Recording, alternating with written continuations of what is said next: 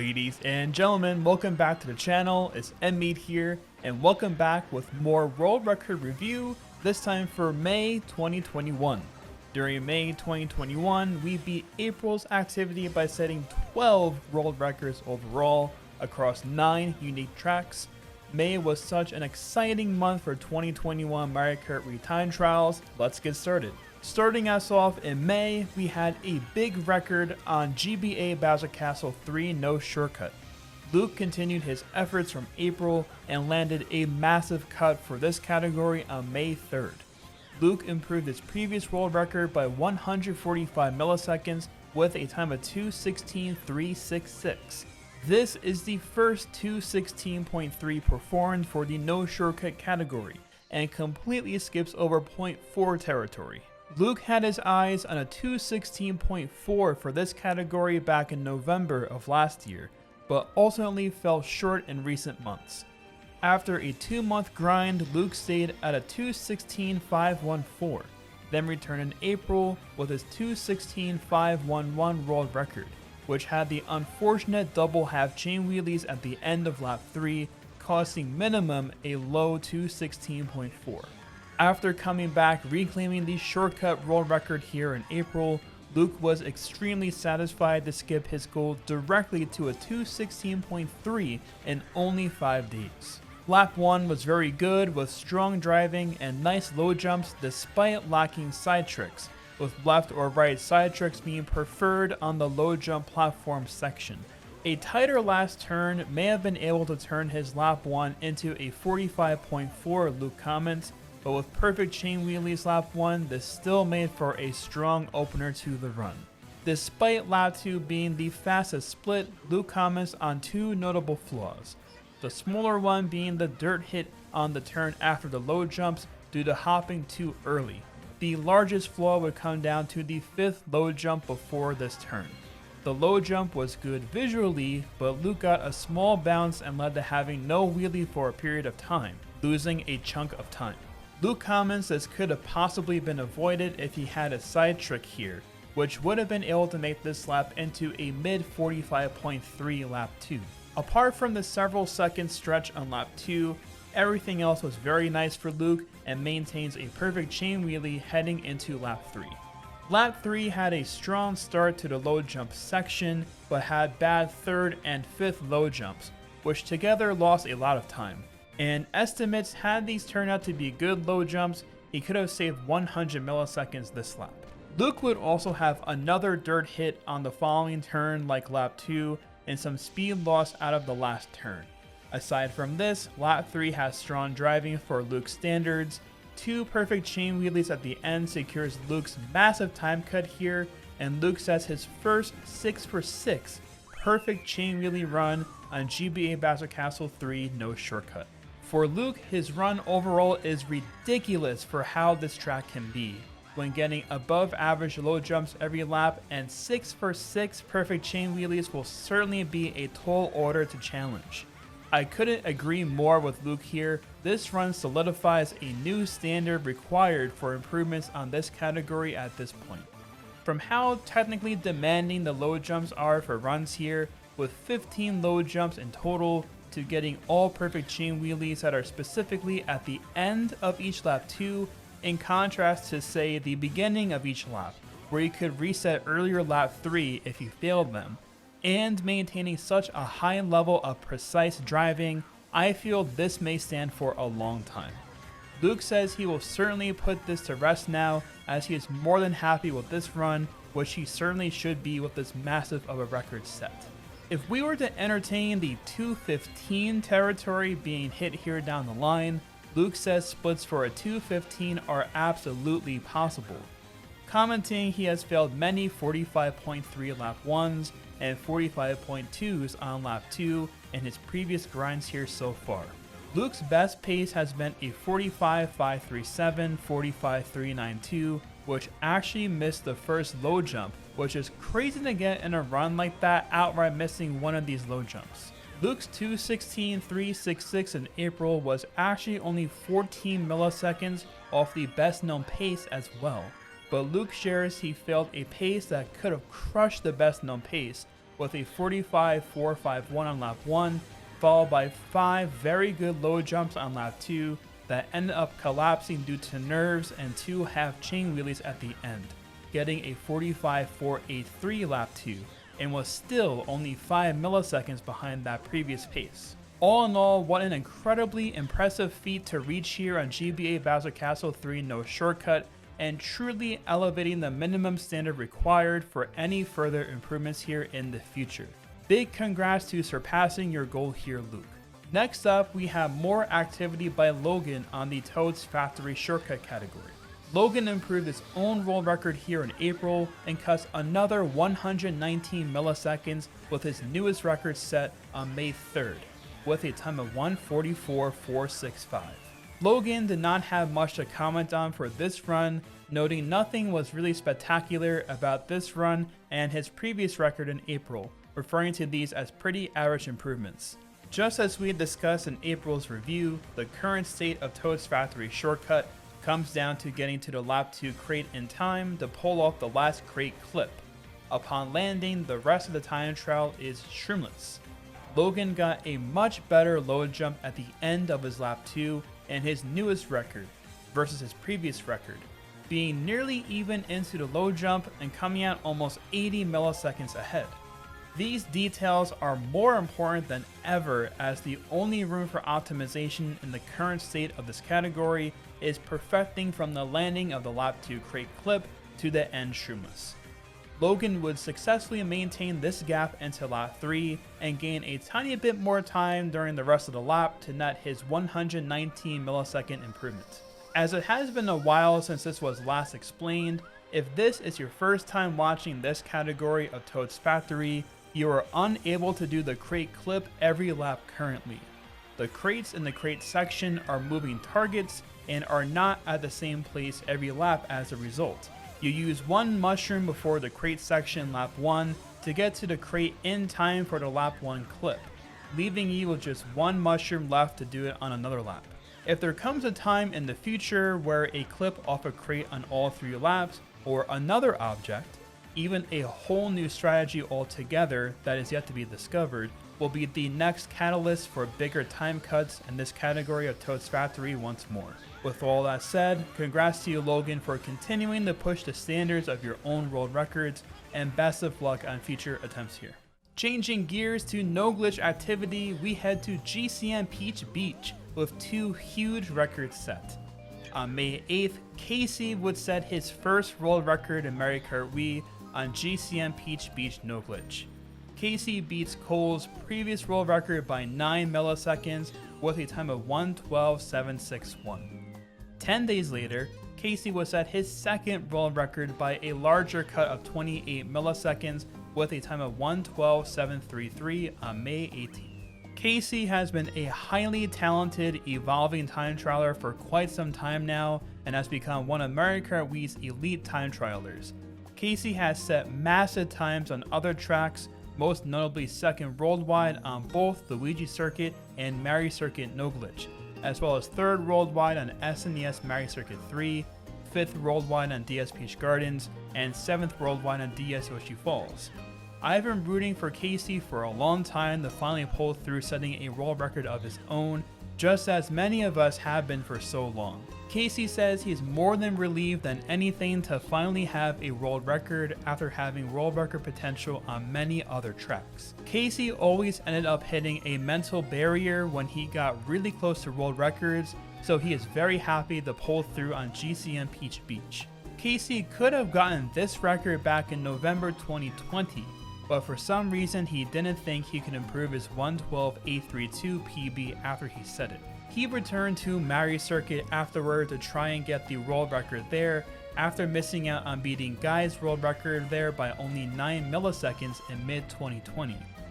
He improved that track to a 1:28.95 very quickly, but hit a wall and gave up. He went back to Luigi Circuit and failed a 108.7 run to the bounce cut on lap 3 after his return, not making much progress after that. Kasey returned to Mario Circuit about 4 months after and improved to a 1:28.68, less than 30 milliseconds once more to beating Guy's world record. The very next day, Guy set his massive 1:23.57, and Kasey said this pretty much destroyed his mentality at the time and didn't think he would ever get a world record. A few weeks later, Kasey ultimately returns here to GCN Peach Beach. He had no expectations and ended up getting the first 23.6 lap 3 on his very first session. Shortly after, he failed what would have been a 1:12.760 to a Kaiser drop wheelie at the end of lap 3. Kasey was more motivated than ever to get a world record after this fail. And finally, the story would come full circle on May 8th, with Kasey finally pulling through with his 1:12.761, followed by his 1:12.733 10 days later. I always love hearing the backstory and journey that each player goes on to setting their first world records and overall succeeding on the goals they set out to achieve. Before I set my first world record in this game, I know exactly what that mental barrier can be like that Kasey described. It can happen with getting a specific time sub on a track, but this is magnified so much more when trying to set your first world record. It takes setting that very first run to almost release yourself to get further world records. We see this nicely in play with Kasey finally pulling through after his entire journey on several tracks, and landing his second world record just 10 days after his first one. And I actually predicted Kasey would get his first world record this year, but on Mario Circuit instead of here. Still very fitting to get this track as he defeats Cole here, with his previous efforts at beating Cole on Luigi Circuit in the past still sliding him as second worldwide currently. Kasey's 1:12.761 had a really solid lap 1 for him, with the only flaw being the twist chain wheelie at the end that dropped him down to 94 km/h. Lap 2 was on 25.0 pace until a lot of things went wrong at the last turn of the lap. When entering the turn, Kasey held right expecting to get a pocket of air, but unfortunately stuck and ended up turning in his wheelie. After, he expected to stick into the road after releasing his last main turbo, but instead got air and bounces.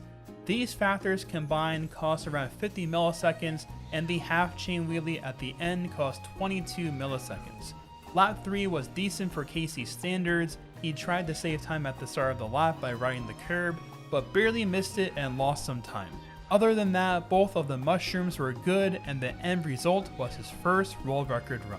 Kasey's 1:12.733 had a rough lap 1. The opening shroom was okay, but he was aligned too far left exiting the shroom and had to nudge in his wheelie. Kasey says if he got air, he wouldn't have lost any time, but stuck and dropped to 94 km/h. Even with this, it could have still been a 23.8 lap 1 opener, but ended up getting a wide last turn. Lap 2 was very good with everything being solid, other than the slightly far left alignment entering the lap and half chain wheelie to end the lap. Kasey's lap 3 would end up being a best known split tie at the time this run was performed, carrying his run. The double mushrooms were good for Kasey, and he got a nearly perfect last turn to finish out his run. This 3 ghost comparison was so sick to watch for the very end of lap 3. Kasey is leading his previous record and Cole's record leading into the last turn. Cole's maneuver of going to the right of the red cataquack and the giant spin drift actually gets him into the lead, but the angle at which he landed from this maneuver had it so his last turn was not as tight as Kasey's runs. Kasey chose not to do Cole's ending strategy because it was super risky and he knew he could get the world record without it. He says he will probably use it in the future, however. For the future of GCN Peach Beach, Kasey's best pace so far has been a 23.914, 25.069, which failed due to bad shrooms on lap 3. Kasey also failed a run that, when given a perfect chain wheelie, would have been a 1:12.717 a little over a month ago. Clearly more improvements are in the near future for Kasey with these runs and paces in mind. Kasey plans on pushing for a 1:12.6 and maybe even a sub 1:12.650 at some point. He does not see this track going any lower than a high 1:12.5, but says you never know with this game, and I completely agree with that statement. Kasey also shares he has not completely given up on Mario Circuit no glitch yet.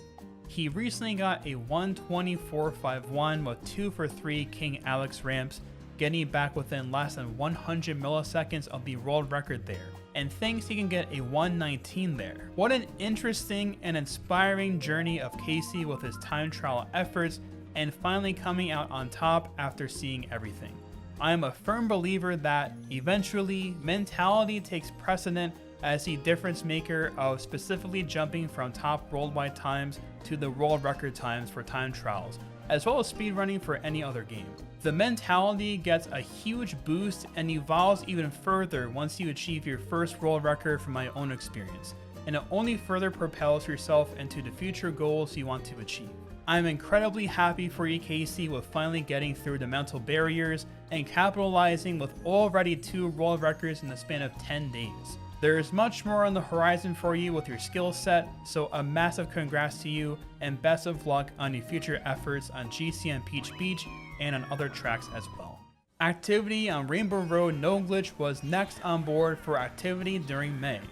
Flair improved his own world record by 22 milliseconds with a time of 2:24.745 on May 9th. Flair is always hard at work here whenever I get a chance to watch his streams, and was great to see an improvement after 5 months from his previous first 2 world records here back in December of last year. This is actually Flair's first world record he has set live, which is a huge accomplishment, and feels much more satisfying being able to share that experience live with a supportive audience rooting you on. This run was completely unexpected for Flair, setting it in the middle of a very shaky session on his stream. Flair didn't have many complaints about the run, other than executing the kart shortcuts a bit better. Flair highlights how important the jack strat is, which occurs in the figure 8 section. The time gain is most apparent with his new world record versus his previous record during lap 2, gaining a considerable amount of time on his 2:24.767 record. For Flair, nailing this strategy turned an okay lap into a really good one. Flair's lap 3 was easily the strongest lap of his run with no noticeable errors. Sharing this 48.153 lap 3 was one of his fastest splits ever driven for a lap 3, with the best known split being a 48.096 for lap 3. As a whole, Flair wasn't completely satisfied with how the run was because lap 1 was pretty weak for his standards. With that in mind, Flair has some bigger time cuts during July, which will be covered in that month's review video. Overall, congrats to you, Flair, for your continued dedication to Rainbow Road, and very exciting stuff to finally set your first world record live on stream. Good luck on your future attempts here. We had more glitch activity during the second half of May. Following April's activity, we have more improvements to Maple Treeway glitch. J. Cool sets a massive world record on May 15th by achieving the first 1:39 second time on Maple Treeway, improving his previous world record by over 1 second with a time of 1:39.417. 11 days later on May 26th, Dez would set his first world record on Maple Treeway, beating J. Cool's record by 313 milliseconds with a time of 1:39.104, being very close to the first 1:38 second time on Maple Treeway. Getting the first sub 140 was J. Cool's main goal for Maple Treeway. He was really satisfied with the run he got, knows it could have potentially been a 1:38 with some cleaner execution in some areas, but the run looked and felt good enough to make him happy, and popping off pretty hard just for getting a 1:39 in general. This run would mark his 20th 3-for-3 run he has landed, and only 2 or 3 of those runs ever had one low cannon. J. Cool continued to play a bit after the 1:39, mostly focusing on trying to hit more than one low cannon in a run, and a bit of dabbling with the faster one shrimmer tree root clip strategy, getting little success with either. He feels he has already achieved the most significant milestones he can with the track, getting both the first 3-for-3 glitch world record and the first sub 140 time with this run. J. Cool comments he thinks other players like Dez and Demon will have no problem with continuing to push this track further in the future. At the beginning of June, a massive world record was set here by Demon, which would be in June's review video. After that record, J. Cool stopped playing the track shortly thereafter, and doesn't have any plans to play again at the moment. He tried dabbling a bit with other tracks and sees Koopa Cape glitch and Rainbow Road glitch as both tracks he can see himself trying for it if he decides to sit down and grind something again, since they both have a ton of potential for big improvements. J. Cool is a highly accomplished speedrunner in general for several speedrun categories of this game outside of time trial, and other speed games as well. He would frequently run the skips category for this game and hit a run that hits all the viable ultra shortcuts, including Maple Treeway 2 for 3 and a run without any major mistakes, so he is pretty satisfied there for now as well. J. Cool recently graduated college and currently is focusing on real life endeavors and other interests and hobbies, but says if another cool opportunity ever comes up again like Maple Treeway did earlier this year, he will probably be all over it. Big congrats to you again for all of your accomplishments here, J. Cool, with making history on this track back in March with the first 3 for 3 glitch world record to ultimately the first 139 on this track. Dez would set his first world record on Maple Treeway at the end of May. I was curious for how his efforts here stacked up versus his previous grinds for the Mario Circuit glitch world record in the past, and if he ever made glitch attempts here before the newer 3 for 3 strategy was implemented a few months ago. Dez said he does not think he ever gave any version of this glitch a shot until the 3 for 3 strategy was implemented, with his first time being a 148. It took Dez just over a month to get to the 139 world record during May. The grind for Maple Treeway was a lot quicker and easier compared to his grinding efforts on Mario Circuit in the past, which I always find interesting to see what the most proficient and skilled glitch time trialers of our game stack other categories and strategies when new ones are discovered or implemented into runs. Dez says he's got potential for a lot more here and is hopeful to make some progress before heading to college. As mentioned previously, a substantial time cut came in very early June, which will be covered in that video. Big congrats to you, Dez, for being successful with your attempts here, coming back to the track and swiftly mastering the strategies required for the world record. Best of luck for your future attempts here. We had a huge world record set in the second half of May. Bowser's Castle No Shortcut was the last world record that was set before 2019. October 13th, 2018, Zeke set a time of 2:20.672. On May 20th, this record would finally come down by none other than Zeke himself. Zeke makes his grand return and improves his previous world record by 148 milliseconds, with a time of 2:20.524. There is so much to unravel here. Where do we even begin? Bowser's Castle No Shortcut is notoriously one of the hardest tracks and categories to master in Mario Kart Wii. The world record history of this track alone is one of the most exciting in the entire game. Zeke has had a firm grip on this track for quite some time and made the bulk of his progress from February to October of 2018. Truly mastering the track's tech and mechanics, he was so far ahead of the pack for a long time. Even with that, it always appeared that he had much more in the tank of untapped potential here. However, after Zeke's 2:20.672 in October 2018, there was no more activity from Zeke. Zeke would have arguably one of the strongest world record fails of the game's history on December 31st of 2018. This run was on 2:19 pace and had double best known splits. This was on track to destroy his previous world record by well over half a second. This absolutely massive pace would unfortunately end by barely hitting the wall before a low jump ramp entering the half pipe section of lap 3. Mysteriously enough, there was radio silence with no further activity from Zeke after this fail. Many of us, including myself, thought that Zeke ended up quitting the game after having this massive of a world record fail. I had the privilege of speaking with Zeke, who has incredible English, being a native Japanese speaker. He shared many different aspects behind his endeavors here and his run, which we will go over. For an even more in-depth story, a video is currently being made by myself, which will be out in the coming weeks. I set out a video bounty back in January and reacting to all the current world records entering 2021, and put up a video bounty for anyone who could take down Zeke's time that I will make a video on it. How fitting that Zeke comes back and beats his own record. As a standalone special video, it'll be integrated into the most iconic world record series, and I can't wait to release that when it's all done.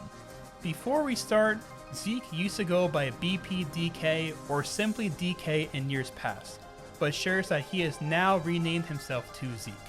Zeke stopped grinding Bowser's Castle after this fail in late 2018, jokingly sharing that he did it to look like an enigma.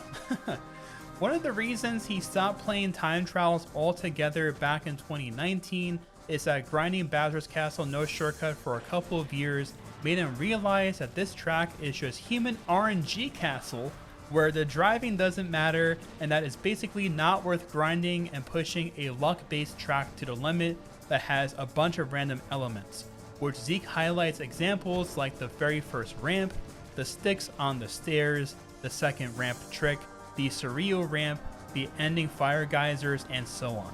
Zeke returned to the game in November 2020 and decided to play tracks where driving matters like N64 Bowser's Castle, and tried to copy Luke's soft drifting technique to help improve his own driving standards by a lot, instead of grinding Bowser's Castle, which is QM hell for Zeke.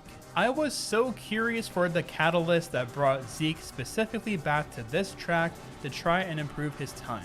Zeke says he started playing this track again because some of the top tier time trialers, which he names like myself, Breakson, Connor, David, Doom, Logan, Luke, and Beat, were playing this track with heavy activity in March and April, which he partly attributes to my video bounty, with efforts to try and take down the oldest world record being his own record on this track. Zeke wanted to share that he feels that Beat is one of the most underrated time trialers in the game, and didn't understand why others didn't include Beat in the conversation aside from Jared as being a front runner with world record potential to take down his time. Beat came the closest to beating Zeke's previous time with a 2:21.008, which was actually ahead of Zeke's time by 90 milliseconds into lap 3, and had most of his time lost after the landing from the final trick of lap 3. It was so interesting learning much of Zeke's backstory here. There are other aspects we talked about as well that we will cover more in depth, as mentioned, in the standalone video of Zeke's time, which a lot of it goes into some of the history that this track has gone through with different players in the past. Zeke personally feels his 220.5 run is still pretty weak, and the track still has a long way to go, considering all 3 laps has some big errors. He points out the bad spiral he had on lap 1, and the ending of the geyser section with missing the wheelie into lap 2, which lost a considerable amount of time. Lap 2 did not have stair sticks, and only having one geyser trick at the end of lap 3. Zeke says he will see if he can take this time down to a very low 220 or 219 next, but honestly doubts he will go for a 3 for 3 on the second ramp trick unless he gets a really solid time and the mental block goes away here. On the topic of the second ramp trick, this run is also incredibly impressive for the fact that Zeke only goes for this on 1 lap, which his previous run goes for it on all 3 laps. I believe when done optimally, this saves close to around 150 to 200 milliseconds per 1 lap, and a little bit less if not done as cleanly. This should definitely show the improved performance of Zeke's new run with 1 for 3 ramps versus his previous 3 for 3 ramp run. Zeke's 2018 failed run with double best known splits had a 46.505 on lap 1, which Zeke says he couldn't even call this lap as optimized, considering the lines before the newer low trick aren't good enough, and has had several paces that outline his 46.505 lap 1 best known split. This legendary fail Zeke made, Zeke himself doesn't consider this nearly as strong as people think. He personally believes that Luke's best known pace fail he had on Daisy Circuit is way stronger than this in comparison. One of the techniques that Zeke has mastered for so long before any other player has specifically been the way he does the down trick half pipe trick, popping out of the landing and lands in such a way that he can instantly wheelie on the top left of the half-pipe loop and sends himself perfectly to the right to get the Suryu low ring. Zeke said learning this strategy took around 3 weeks or so of practice to do this with 85 to 90% consistency. A few years ago, Zeke realized bouncing upon landing after the second zipper makes you insta-wheelie and get a different wheelie line more easily and consistently. Zeke knows his 2:21.012 world record back in 2016 was the first run which used this strategy. Zeke says learning this strategy doesn't take as much time as you think unless you use the nunchuck, in his opinion. But he wasn't sure if he could articulate enough in English, and even in Japanese, how to pull up the strategy consistently, as English isn't his first language. That is completely okay, as his description was wonderful of how this strategy came to be and implementing it into runs and the benefits it gave for his runs. I cannot emphasize enough how wonderful it was to have the opportunity to talk to Zeke in depth about all these details, and many more which will be in the standalone video uploading in a few weeks. Zeke learned English studying and learning English grammar rules for college admission tests many years ago, and the Mario Kart Wii community helped teach him maybe 40% of the English vocabulary that he knows, alongside the Western community being the biggest, and all the world record and top 10 websites for the game we use are in English, with most of the competitive player base also speaking English. One of the coolest aspects of this game for me in 2008 was the ability to be connected to so many different countries throughout the world with fellow competitors, and I always desired being able to communicate with many people who share the same interest in the game, especially when it came to my Japanese competitors and friends who would almost always use Google Translate back in days of Skype and MSN Messenger. With Zeke having such amazing English, it was sincerely enjoyable to connect and learn more, and hopefully you guys enjoy learning a lot of the backstory with this as well. A huge congratulations to you, Zeke, for returning and cementing yourself as the king of Bowser's Castle, and a big thank you for talking with me at length for your history and plans here. We had another massive world record set after Zeke's world record, this time on Koopa Cape no glitch. On May 22nd, Jongwoo would set his first world record in Mario Kart Wii, beating Luke's previous world record by 4 milliseconds with a time of 2:17.951. This is Mario Kart Wii's first ever Korean world record. Alongside this world record uses the Wii Wheel. Yes, you heard that right. Jongwoo is currently, both in my view and many others, the most proficient Wii Wheel user in the game. Jongwoo arrived onto the time trial scene a couple of years ago, avidly using specifically the Wii Wheel when playing the game. Myself and others are still in complete awe to many of the top tier times he has been setting on many tracks when using the Wii Wheel. For those who don't know, using the Wii Wheel involves motion controls in this game, and any slight movement, for example in a wheelie, can lead you to turning in your wheelie and losing time. Not even this, but performing many of the incredibly difficult techniques and mastering mechanics of the game with the Wii Wheel is nothing short of amazing. Just as with Zeke, Jongwoo also speaks some English himself and uses a translator for further help as well to communicate with the English-speaking player base, and has some interesting details to share. Jongwoo shares his journey on Koopa Cape started back in May of 2019, and says his journey is now finished in May 2021, almost 2 years to the day. He was trying to get the world record here, and sometimes he wanted to give up, but says he wanted to make history. Jongwoo says therefore he never gave up.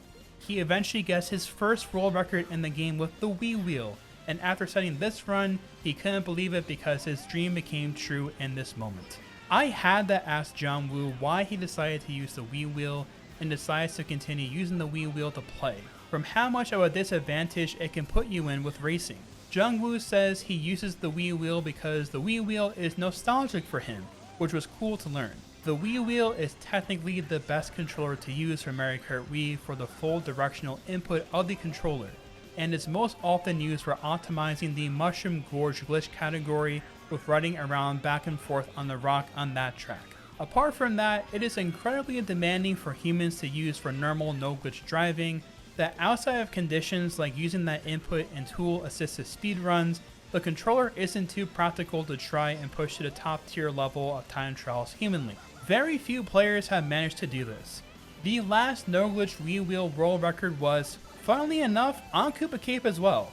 Back in June of 2013, one of our community's most talented players and Wii Wheel user, Japanese player Kasey, made history with his 2:23.08 world record here using the Wii Wheel.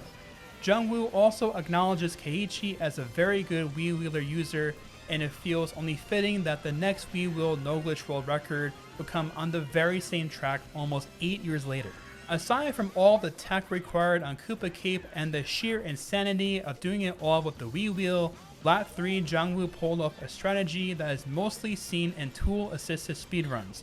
If you detach at the right time from the waterfall into the pipe section, you can get propelled a bit forward and release your main turbo upon landing, ultimately landing further than the older strategy. This has been done in other personal bests by players before, but to my memory, it hasn't been done in a world record run before Jongwoo's.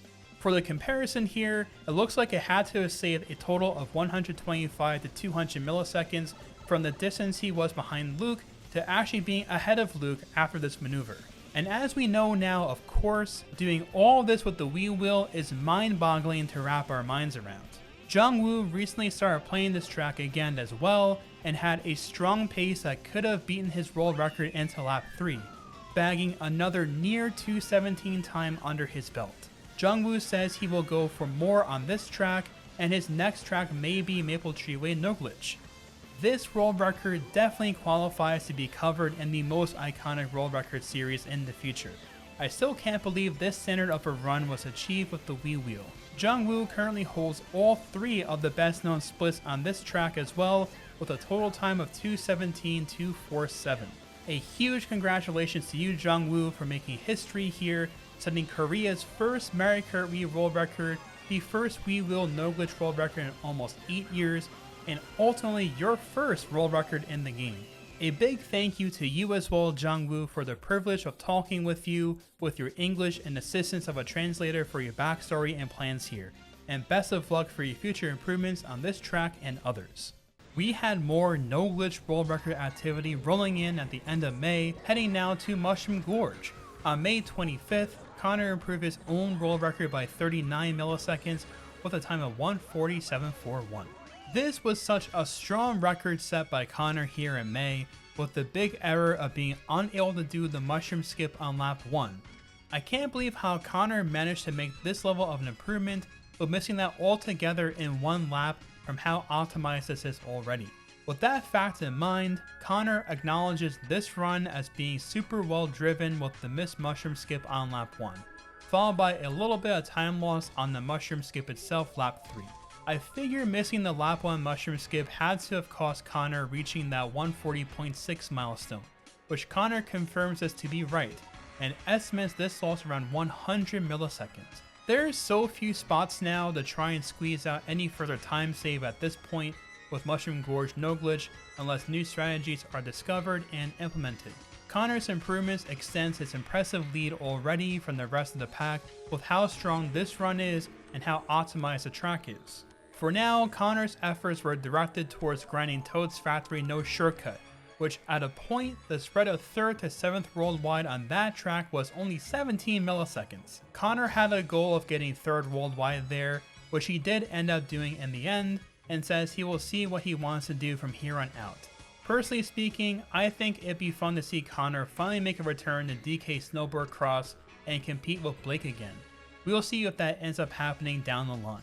Congrats to you as always, Connor, for coming through with your improvements to your own world records, further strengthening your lead, and good luck on your future projects. We close May's world record activity over on GCN Waluigi Stadium Glitch. 2 massive improvements happened on the same day. On May 26th, Hunter improved his own world record by almost half a second with a time of 1:41.104, coming very close to the first 140 here. On the same day, Logan will reclaim the world record from Hunter and improve the world record by almost 1 full second, and also narrowly misses out on a huge sub opportunity with a finishing time of 1:41.11. Starting with Hunter's improvement, Hunter primarily shares that he was extremely disappointed with the run, and it is the only time he has ever been disappointed with a world record run. He says the run is terrible, and his attempts right now are mainly focused on doing 1 for 3 glitch attempts for the world record. Hunter ended up setting a 1:42.79 run in early June, which was the best known pace for the track, and says this run was an absolutely unbelievable choke of a best known pace by a lot to not be in the world record. He hopes to get it back soon. Absolutely no doubts here with Hunter's ability to get it done. I anticipate the world record here getting down to perhaps a low 139 to at most a high 138 before there are any permanent meta shifts to pulling off 2 for 3 glitch runs here. Despite your feelings towards the 141.104, a new world record will be a new world record in the end. So as always, a big congrats to improving upon your own record, and good luck on your future attempts here.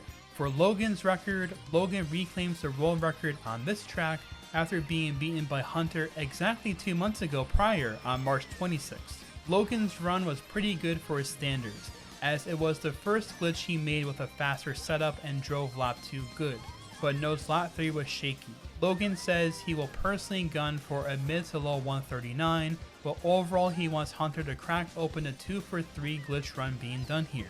Logan mentioned a faster setup for the first glitch, which looked a lot faster when looking at the Ghost comparison versus Hunter's previous records. Logan doesn't go as far back and shrooms a good amount earlier compared to the previous runs. Apart from pulling certain glitches off, let's say like a 1 for 3 or a 2 for 3, healthy time save can always happen from attempting faster alignments and setups for each time in absence of trying to do a strategy on more than 1 or 2 laps. It will certainly be exciting to see when this track finally subs 140, and even more when the first 2 for 3 glitch run is hit, as that has to be one of the hardest feats to pull off in the game at the moment surely. Big congrats to you Logan for reclaiming the world record here, and best of luck to yourself and Hunter as mentioned previously for your future attempts here. And with that, the 5th month of 2021 Mario Kart Wii Time Trials is in the books. We had 51 world records in the first 5 months of 2021. May ties January for the most world records in 1 month in 2021 thus far, with 12 records hit. 2021 is definitely shaping up to be one of the most memorable and impressive years for Mario Kart Wii Time Trial. I hope you all continue to enjoy this series, highlighting and celebrating our community's greatest accomplishments. If you made it this far, do me a favor and give the video a giant thumbs up and subscribe if you haven't done so already. It definitely makes a difference getting the videos out to more people who may also be interested in all things Mario Kart Wii. Additionally, if you made it this far, the next video in this series will be combining both June and July's world record activity, as June only had 3 world records set in that month. With that said, I'll see you all very soon to review the world record activity for both June and July 2021. Take care.